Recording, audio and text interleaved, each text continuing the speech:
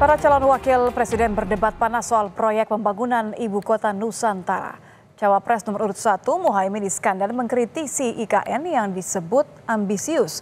Di sisi lain, Cawapres nomor urut 2 Gibran Rakabuming Raka tegas akan meneruskan proyek warisan Presiden Jokowi.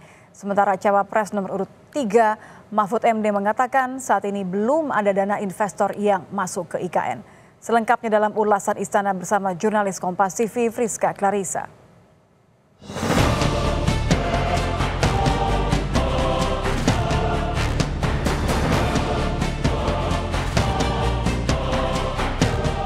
Seluruh proyek-proyek besar yang ambisius, ini IKN sebagai salah satu contoh saja. Saya ingat sekali Gus Muhaimin dulu sempat ikut meresmikan dan potong tumpeng di IKN. Sampai sekarang belum ada satupun investor yang masuk ke sana.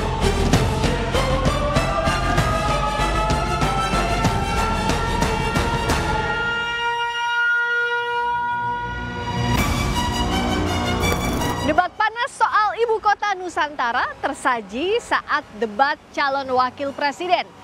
Cawapres nomor urut 1 Muhaimin Iskandar mengkritisi IKN sebagai proyek ambisius dan berjanji akan membangun 40 kota baru setara Jakarta. Lalu Cawapres nomor urut 2 Gibran Rakabuming Raka balas menyinggung Caimin yang ikut potong tumpeng saat peresmian IKN. Sementara Cawapres nomor urut 3 Mahfud MD bilang hingga kini belum ada dana investor masuk ke IKN. Apa saja dasar kuat argumentasi masing-masing Cawapres? Lengkapnya dalam ulasan Istana bersama saya, Friska Clarissa. Pro kontra pembangunan ibu kota Nusantara jadi perdebatan panas antara Cawapres nomor urut 1 Muhaimin Iskandar dan Cawapres nomor urut 2 Gibran Rakabuming Raka. Muhaimin mengkritisi IKN sebagai proyek ambisius dan berjanji akan membangun 40 kota baru selevel Jakarta untuk pemerataan. Gibran menyebut sikap Muhaimin aneh karena ingin bangun puluhan kota baru tapi menolak IKN. Bahkan sebelumnya Caimin ikut potong tumpeng peresmian ibu kota Nusantara. Saya setuju bahwa yang paling penting bukan soal infrastruktur dulu atau SDM dulu. Yang paling penting dari ini adalah kemampuan membaca skala prioritas. Seluruh proyek-proyek besar yang ambisius, ini IKN sebagai salah satu contoh saja, itu kalau hanya mengandalkan APBN hampir 500 triliun. Di dalam pemerintahan yang akan datang minimal harus dibangun 40 kota baru yang selevel dengan Jakarta. Dengan kemampuan menampung jumlah penduduk, memberikan sarana dan prasarana yang memadai, sekaligus kemampuan untuk terjaganya lingkungan yang memungkinkan untuk sehat. Gus Muhaimin ini agak aneh ya. Pengen bangun kota selevel Jakarta tapi nggak setuju sama IKN. Tapi ya monggo lah ya, nggak apa-apa. Yang jelas untuk permasalahan perkotaan kita harus menggarap transportasi umumnya. Kita pastikan transportasi umum ini aman, nyaman, terutama bagi kaum disabilitas, lansia, dan anak-anak. Masih soal IKN, Cawapres nomor urut 3 Mahfud MD menanggapi pernyataan Gibran soal pendanaan IKN yang hanya gunakan 20% APBN dan menilai saat ini belum ada dana investor yang masuk ke IKN. Gibran menyanggah Mahfud. Menurutnya sudah ada investor yang masuk dan meminta Mahfud mengeceknya di situs mesin pencari online. Tapi tadi saya tergelitik, anggaran untuk IKN itu hanya 20% dari APBN dan sisanya dari investor.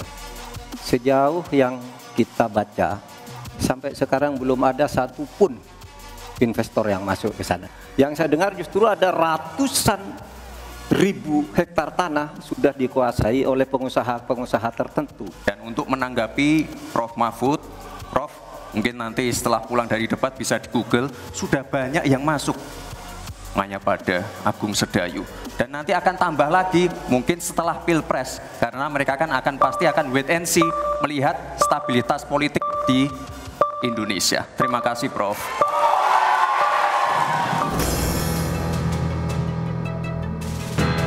Bicara soal pembangunan IKN, Presiden Jokowi optimistis terhadap pertumbuhan investasi dalam negeri yang memberikan nilai tambah bagi ekonomi, termasuk dalam proyek Ibu Kota Nusantara.